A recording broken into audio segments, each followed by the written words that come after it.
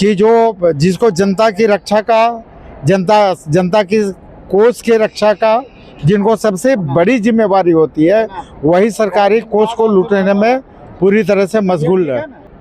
घटिया कर्म आपको कहीं नहीं मिला होगा। आप कहीं नहीं देखेंगे। लॉ एंड ऑर्डर का स्थिति में इतनी खराब है कि अब जेल के अंदर में घुस के लोग हत्या कर दे रहा है। नमस्कार, द स्पॉटलाइट में स्वागत है आपका। मैं हूं रफ़ी समी। तो जैसा कि आज आजसू का राज्य स्तरीय महिला अधिवेशन आयोजन हुआ है, जहां आजसू एक तरफ महिलाओं को सशक्त बनाने की हर संभव कोशिश कर रही है, वहीं दूसरी तरफ राज्य में जिस तरह से गठबंधन की सरकार में फ्रैक्शन लगातार देखने को मिल रही है, तो चर्चाएं गर्म है और विपक्ष को बैठे बैठाए मौका भी मिल गया है। हमारे साथ पूर्व विधायक लंबोदर महतो जी है।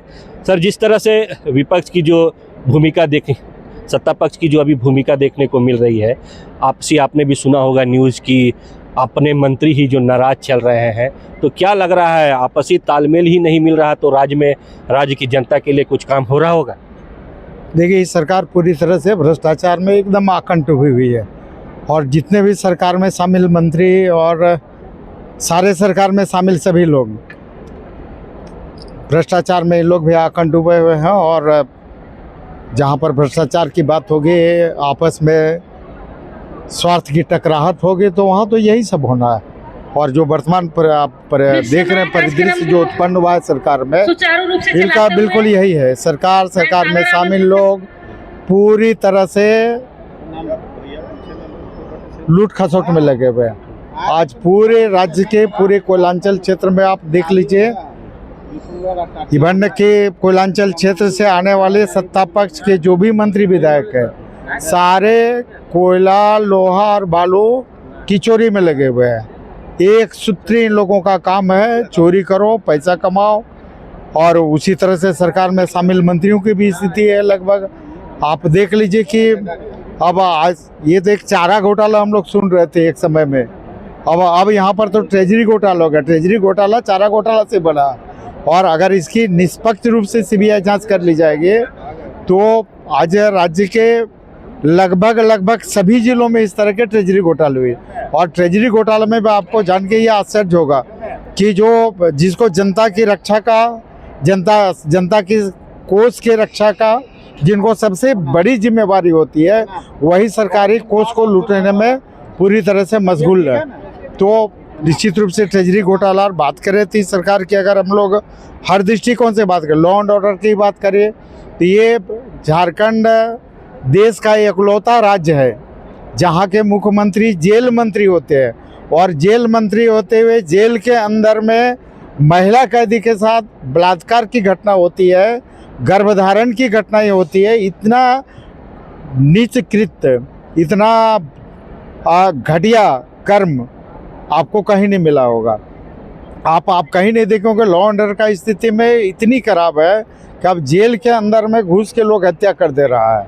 अब जेल के अंदर में जेल अधिकारी महिला कैदियों के साथ दुष्कर्म की घटनाएं करती है, और इतनी बड़ी शर्मनाक तो घटना हो नहीं सकती है। सर, लेकिन पॉइंट यहाँ ये भी उठता है कि अगर आपके नज़र में सरकार ऐसी चल रही है, विपक्ष की भूमिका भी तो काफ़ी शांत है, किसी मामले को लेकर के सड़क पर नहीं दिखते ही विपक्ष। नहीं, ऐसी बात नहीं है। आप देखे होंगे तो आजसू लगातार आजसू इन मुद्दों को लेकर सड़क से सदन तक उतर के संघर्ष कर रही है। अभी आप देखे होंगे कि हम लोगों ने 22 जून को जनाक्रोश मार्च निकाला था, जिसमें लाखों की संख्या में धनबाद में उतरकर ये जो गिरती हुई विधि व्यवस्था है, लोहा कोयला बालू के जो चोरी है, अवैध उत्खनन और परिवहन है, महिलाओं के साथ जो इस तरह के बलात्कार की घटनाएं हो रही है, इन सारे विषयों को लेकर आजसू पूरी तरह से मुखर है। हर क्षेत्र में मुखर है। अभी आप देखे होंगे कि जो आपका बांसजोड़ा में गोलीकांड की घटना हुई है, चोरी और सीना चोरी, गोली मारता कोई है, गोली जिनके गोली से लगता है, लोग गोली मारने से हत्या हो जाती है, केस दूसरे पक्ष को हो जाती है। और आप देखे होंगे कि ये पूरे प्रकरण के पीछे कहीं न कहीं कोयला है। तो आज राज्य सरकार अभी भी सचेत होकर इन सारे विषयों को ध्यान में ले, संज्ञान में ले, और निश्चित रूप से लॉ एंड ऑर्डर को दुरुस्त करने का काम करे। यहाँ के जनता का जान माल की सुरक्षा की जिम्मा सरकार ले, और बालू लोहा कोयला के लूट के बजाय विकास पर ज़्यादा ध्यान फोकस करें। आप लोगों की स्ट्रैटेजी क्या कुछ रहेगी? क्योंकि देखिए कहीं ना कहीं जनता ने तो नकारा था, अब आगे की रणनीति क्या है, स्ट्रैटेजी क्या रहेगी ताकि फिर से एक बार सत्ता पर काबिज हो? निश्चित रूप से सरकार की जो विफलताएं हैं, सरकार जिन चीज़ों को करने के लिए असफल है, सरकार के सारे विफलताओं को हम लोग जनता के बीच में ले जाएंगे। जिन जिन आश्वासन पर, जिन वादे पर ये सरकार बनी थी, अब पूछेंगे सरकार से, सरकार के सामने ले जाएंगे कि सरकार के 1932 खतियान का क्या हुआ, सरकार के ओबीसी आरक्षण का क्या हुआ, एक एक चीज़, सरकार का बेरोजगारी भत्ता का क्या हुआ, महिलाओं को 50% आरक्षण देने का उसका क्या हुआ, एक एक चीज़ का हिसाब सरकार को लेंगे, जनता के समक्ष रखेंगे। इन जन मुद्दों को लेकर हम लोग सड़क से सदन तक आवाज़ बुलंद करेंगे और निश्चित रूप से हम लोग सड़क पर उतर चुके हैं। एक अंतिम प्रश्न रहेगा, अभी बताया जा रहा है या फिर आरोप लग रहा है कि सरकार में नौकरशाह अधिकारी हावी है, आप भी एक अधिकारी रह चुके हैं, आखिर हावी कैसे है? ठीक है, बिल्कुल। जो वर्तमान परिदृश्य है, इस परिदृश्य में राज्य के मुखिया का राज्य के सरकारी पदाधिकारियों पर कोई नियंत्रण नहीं है। अगर नियंत्रण रहती तो हम जिस जेल की पदाधिकारी की बात करें, जेल का अधिकारी जेल में बंदी कैदी के साथ अगर दुष्कर्म की घटनाएं करता है तो इसे जघन्य अपराध नहीं हो सकता है। अब जेल में घुसकर अगर हत्या कोई कर रहा है तो इसे ज़्यादा विधि व्यवस्था का। अब 2024 का डाटा देखें, 2024 में पूरे देश में हत्या के मामले में झारखंड नंबर 1 पर आया था। तो अब तो रिकॉर्ड स्थापित कर रही, लॉ एंड ऑर्डर, आपराधिक गतिविधियों, हत्या, दुष्कर्म की घटनाओं में सरकार देश स्तर पर रिकॉर्ड स्थापित करने का काम कर रही है।